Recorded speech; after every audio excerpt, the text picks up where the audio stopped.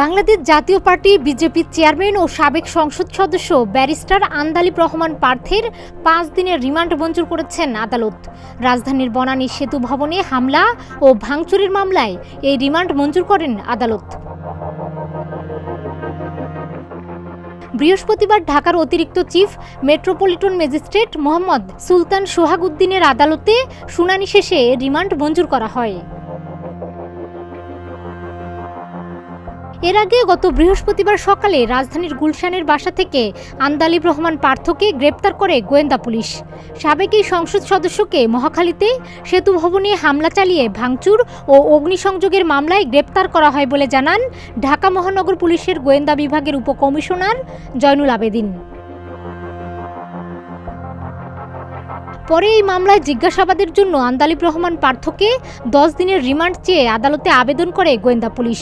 শুনানি শেষে বিচারক তার 5 দিনের রিমান্ড মঞ্জুর করেন।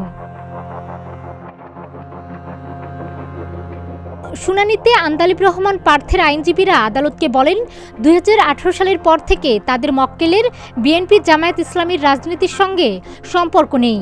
সেতু ভবনে নাশকতার সঙ্গে তার যোগসূত্রের কোনো প্রশ্নই ওঠে না।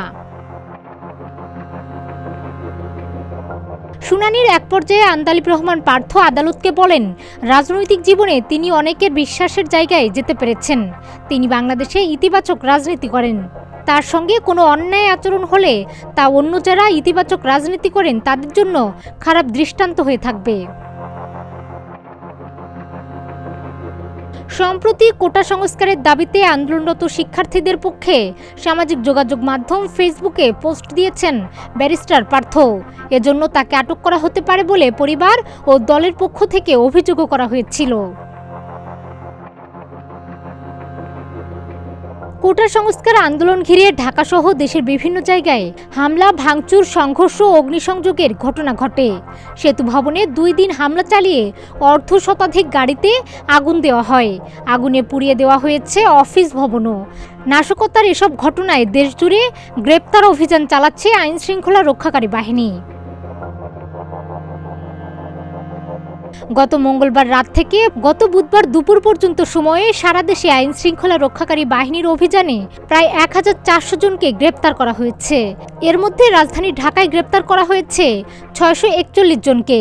গত 8 দিনে সারা দেশে গ্রেপ্তারের সংখ্যা দাঁড়িয়েছে প্রায় 4500। ডেস্ক রিপোর্ট, প্রতিদিনের বাংলাদেশ।